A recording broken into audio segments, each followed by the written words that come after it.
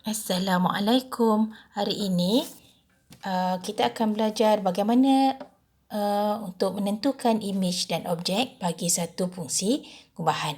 Jadi dengan menggantikan nilai bagi objek ke dalam satu fungsi gubahan, kita dapat menentukan imejnya. Begitu juga jika nilai bagi imej diberi, maka objek boleh ditentukan dengan menyelesaikan persamaan tersebut. Okey, kita tengok contoh 9 dalam buku teks kamu.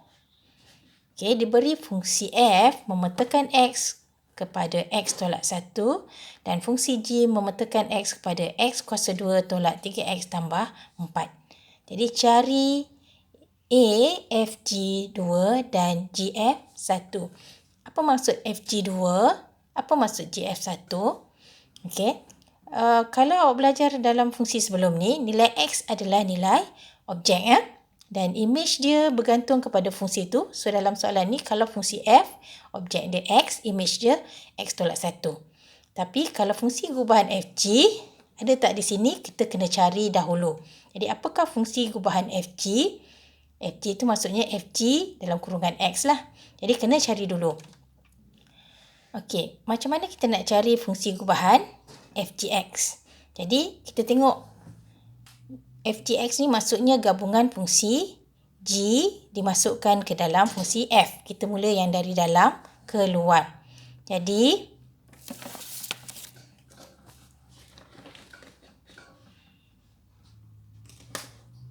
apa yang perlu buat? Awak gantikan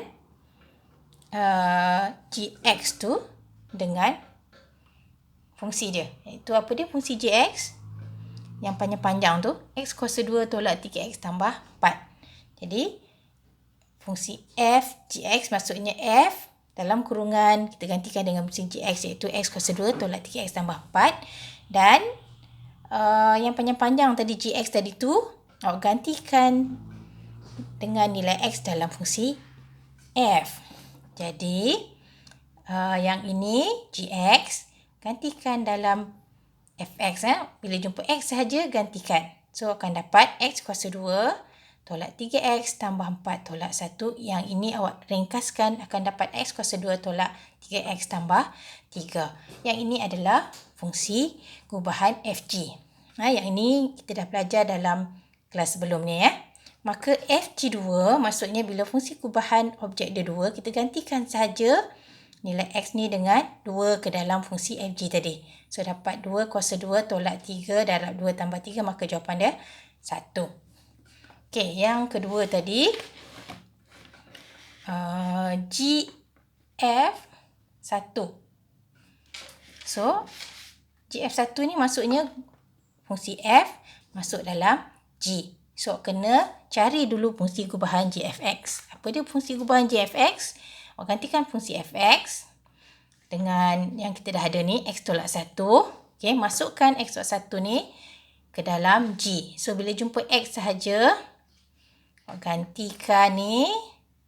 So, dapatlah, ini kembangkan ya. X kuasa 2 tolak 2x tambah 1. Yang depan ni, tolak 3x tambah 3 tambah 4. Maka akan dapat x kuasa 2 tolak 5x tambah 8. Dan ini gfx, fungsi gubahan gf. Dan kalau kita nak cari imej dia, bila objek dia 1, gantikan saja x dengan 1. Maka dapat jawapan dia 4. Okay. Jadi untuk bahagian A ni, diberi objek, kemudian cari imej. Jadi kalau tengok kat sini, jawapan dia memang dalam bentuk angka. Dah tak ada sebutan x dah. Sebab kalau objek dia 2 untuk fungsi gubahan fg, maka imej dia 1. Kalau objek dia 1 untuk fungsi gubahan gf, maka imej dia 4. Okey, kita tengok yang kedua, yang B tu. Okey, nilai-nilai x. Ya, nilai-nilai x apabila fgx sama dengan 7. Okey. Apa maksud fgx sama dengan 7 ni? Objek dia kat sini adalah x dan imej dia adalah 7. Jadi, kita dah cari dah tadi fungsi fg tadi. So, gantikan sahaja fgx ni dan samakan dengan 7 sebab imej dia 7. Dan kalau tengok yang ini adalah persamaan kuadratik. Okey, persamaan kuadratik boleh tak selesaikan? Okey, boleh gunakan kaedah pemfaktoran. Jadi bila faktorkan, akan dapat X tambah 1 dalam kurungan X tolak 4 sama dengan kosong, maka X dia adalah negatif 1 dan X dia sama dengan 4. Apa maksud dia? Fungsi FG ni, kalau objek dia negatif 1 ataupun 4, maka imej dia adalah 7.